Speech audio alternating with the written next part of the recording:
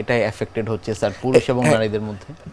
আগে আমরা পেয়েছি, খুব সুন্দর প্রশ্ন, আগে পেয়েছি যে পুরুষরাই বেশি আক্রান্ত হয়েছে। এখন প্রচুর মহিলা রোগী আমি পাচ্ছি যে ফুসফুসের ক্যান্সার আক্রান্ত হয়েছে, কারণ মহিলারাও, গ্রামের মহিলারা বিশেষ করে প্রচুর ধূমপান করে।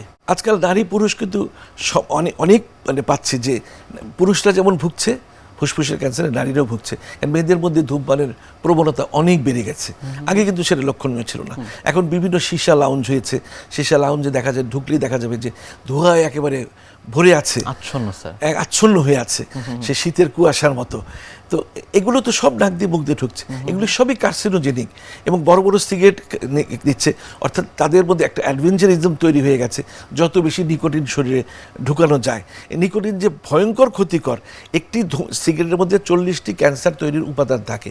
তো এই যে ধূমপান করছে মহিলারা না বুঝে, অ্যাডভেঞ্চারিজমের তালে পড়ে, তো এগুলো আসলে ঠিক না। এবং আরও পরে দেখবেন যে মহিলা ক্যান্সারের হয়তো বা পুরুষদের ছেড়ে গেছে, এমন হতে পারে। তো এখনই এই ক্যান্সারের ব্যাপারে সচেতন হয়ে ধূমপান ত্যাগ করতে হবে এবং সুন্দর জীবনে, নির্মল জীবনে চলে আসতে হবে। আপনি একটা আপেল খান, ওই সিগারেটের টাকা খরচ করে, একটা দুধ কিনে খান, এগুলো না করে সিগারেটের পিছনে কেন পয়সা নষ্ট করবেন? যার জন্য সরকারকে আমরা বারবার বলি যে সিগারেটের উপর বেশি করে কর ধার্য করেন, যাতে করে ধূমপানের অভ্যাসটা কমে।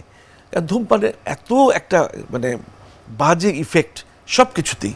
এবং বলা হয় যে ধূমপান শুধু যে ফুসফুসের ক্যান্সার করছে তা নয়, কিডনি ফেলিয়ারের জন্য ধূমপান দায়ী। কখন স্যার আসলে চিকিৎসকের শরণাপন্ন হবেন? কারণ অনেকেই স্যার আসলে এই ধরনের লক্ষণ থাকা সত্ত্বেও কিন্তু চিকিৎসকের কাছে যান না।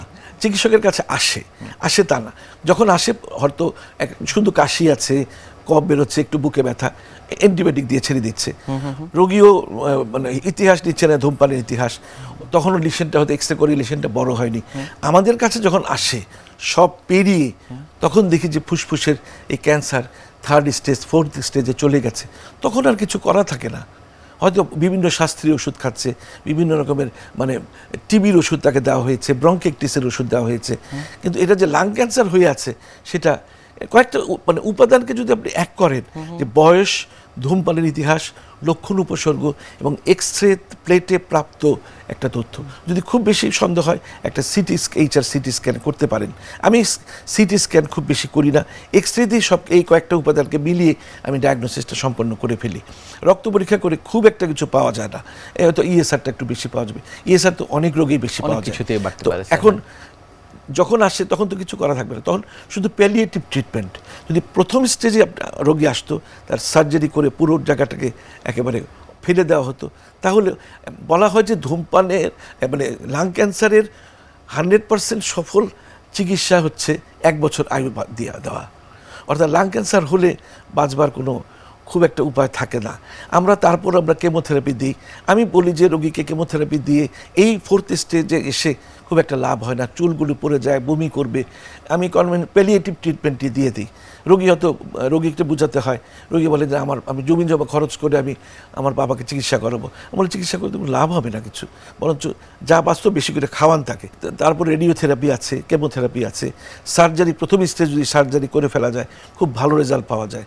তবে কফ যদি হলুদ হয়ে যায়, আপনি তাকে এক কোর্স অ্যান্টিবায়োটিক দেন, তার শ্বাসকষ্ট হচ্ছে, তাকে একটু অক্সিজেন দেন।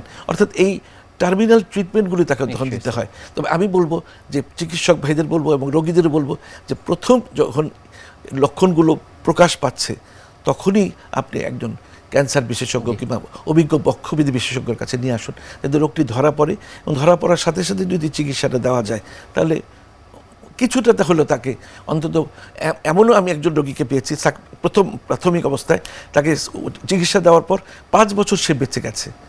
এটা রেকর্ড আমি বলতে পারি। নিশ্চয়ই স্যার, ফুসফুস ক্যান্সারের সময়ের গুরুত্ব কতটুকু সে বিষয় নিয়েও জানবো, তবে ছোট একটি বিরতি থেকে ফিরে এসে। প্রিয় দর্শক, দেখছেন স্বাস্থ্য প্রতিদিন। কথা হচ্ছিল খুব গুরুত্বপূর্ণ একটি বিষয়, ফুসফুসের ক্যান্সার নিয়ে।